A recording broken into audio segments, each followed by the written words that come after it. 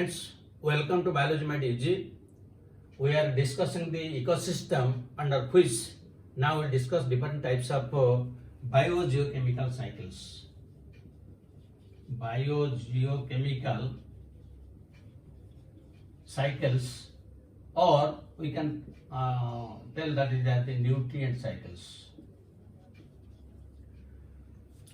Now, you know that in an ecosystem, the different types of inorganic substances like nitrogen, calcium, phosphorus, sulfur, all they are present in the soil.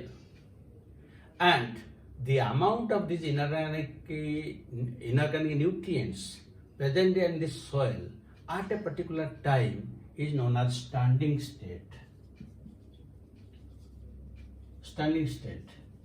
And the standing state, it varies from ecosystem to ecosystem. Because suppose there is one grassland ecosystem and there is one desert ecosystem. There is one pond ecosystem or forest ecosystem, it will vary. And even in the same ecosystem, it varies according to seasons. Because the availability is different seasons. This is standing state. So, according to the standing state, in the soil there are different inorganic substances. As I have told you, that nitrogen, calcium, sulfur, iron, all these things.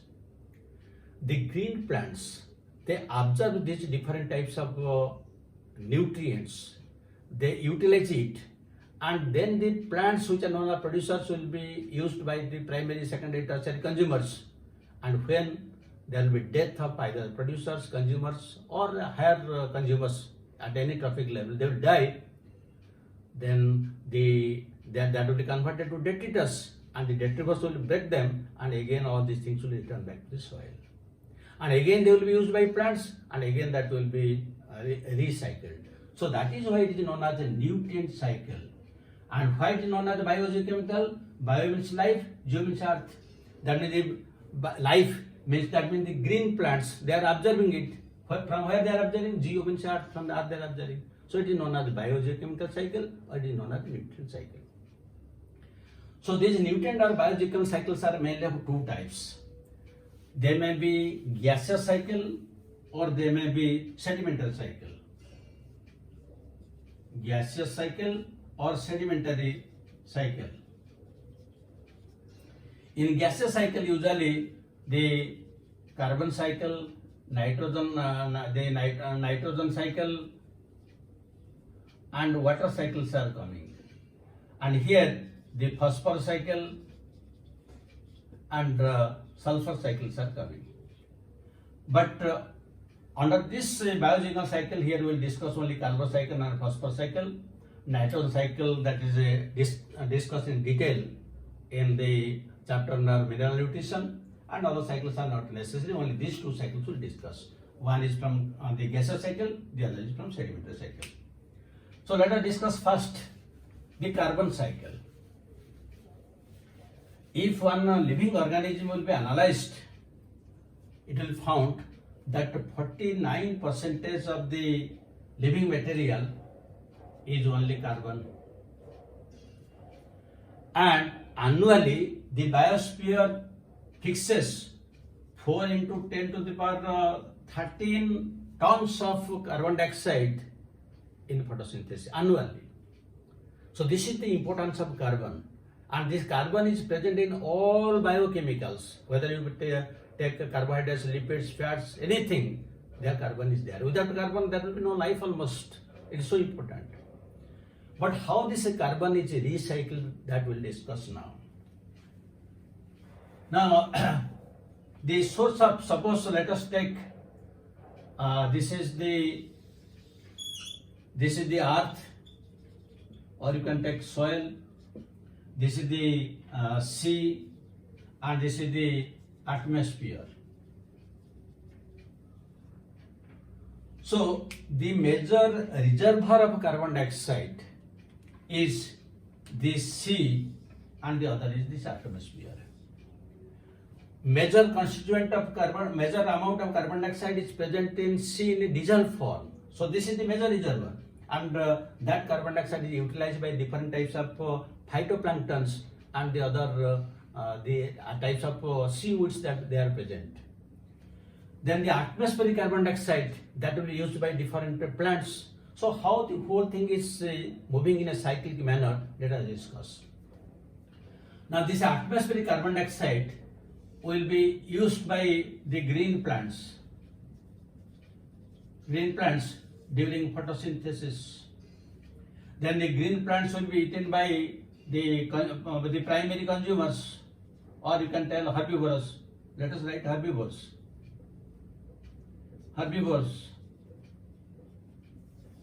Then when the green plants will respire and the herbivores will respire, then the carbon, this is respiration. Then it is returned back. Then inside, within the earth surface, you will find there is a reservation of coal. And when the coal will be burnt, then the atmospheric carbon dioxide return back. Similarly, inside the within the earth, within the soil, there is a gas and oils, and these gases and oils are used by different vehicles for their combustion, and during combustion these again return back. That is a burning, and this is combustion. Now come to this side. Here you will find that the atmospheric carbon dioxide, it is also fixed or they dissolve in seawater, so that the different types of phytoplanktons they can use it.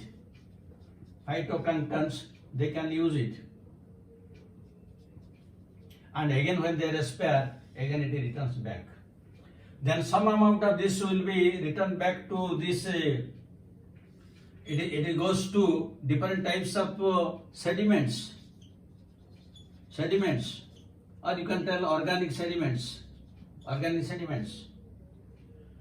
when the plants and the herbivores they die, then they is converted to detritus. It is converted to detritus, and from the detritus, again during respiration, when the detritus is broken down by detrivorous, then again it returns back.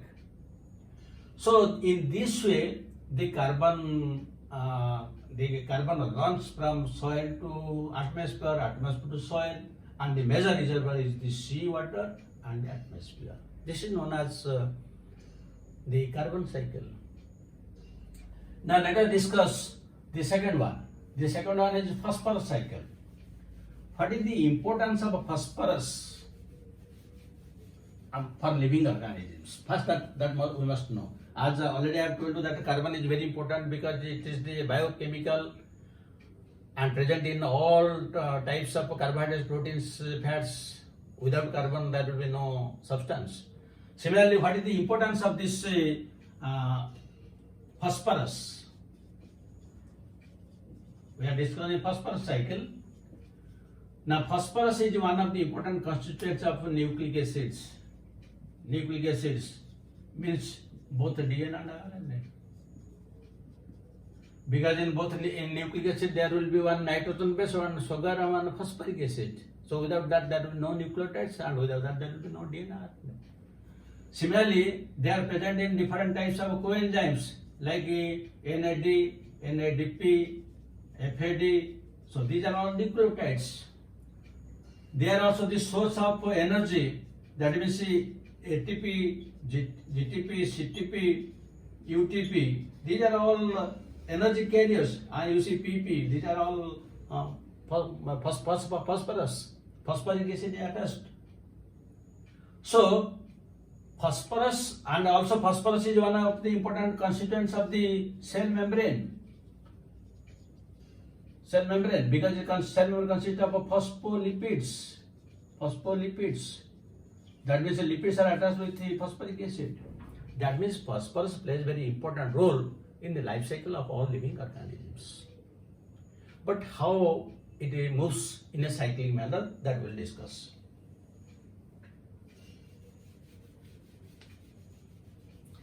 So the reservoir of this phosphorus is usually the rock materials. Now from the rock materials, by weathering we get by weathering, we get soil solutions. Soil solutions. That means the soil solution will get different phosphorus. Then this from the soil solution, the phosphorus is used by, you can tell, producers or the plants. And here some amount of is also lost in the form of runoff. Then from producers, it is used by the consumers, and from the consumers it moves to the detritus. That means when the plants and the consumer die, it's converted to detritus, and from the detritus again it returns back to the soil solution. So either from the rock materials it goes to the soil solution, and from the soil solution the phosphorus is used by the producers, then consumers, then again it returns back. Again it will be used, again that will be. This is known as phosphorus cycle. So these two cycles are very important. But here you see, what is the difference between the carbon cycle and the phosphorus cycle? The carbon cycle is a gaseous cycle, while this is a sedimentary cycle. And the carbon cycle is very fast, while the phosphorus cycle is very slow. Because the reservoir of carbon dioxide is very big, it is the sea and of the atmosphere, and the carbon dioxide is frequently used for so many purposes. But this phosphorus cycle is a little bit slow than that of the carbon cycle. This is the measure. One is gaseous cycle, this is sedimentary cycle. That cycle runs very fast, this cycle runs very slowly. This is the two differences. So this is all about the different biogeochemical cycles or the nutrient cycles. Then I will give you questions.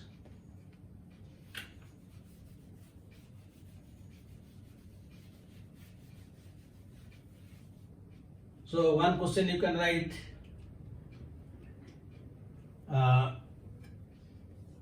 which cycle is sedimentary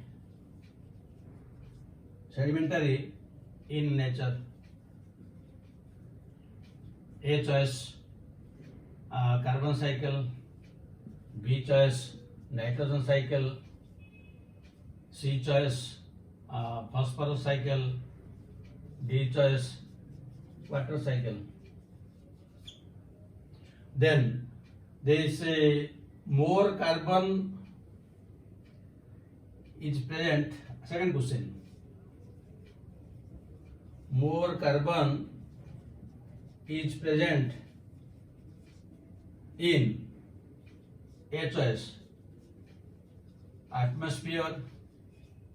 B choice, C. Then C choice, you can go for forest, and D choice you can write plants, where the carbon is present, more carbon where present. So these are the type of questions they are usually asked. I hope you have a clear understanding about the biogeochemical cycles. Thank you very much. Have a good day.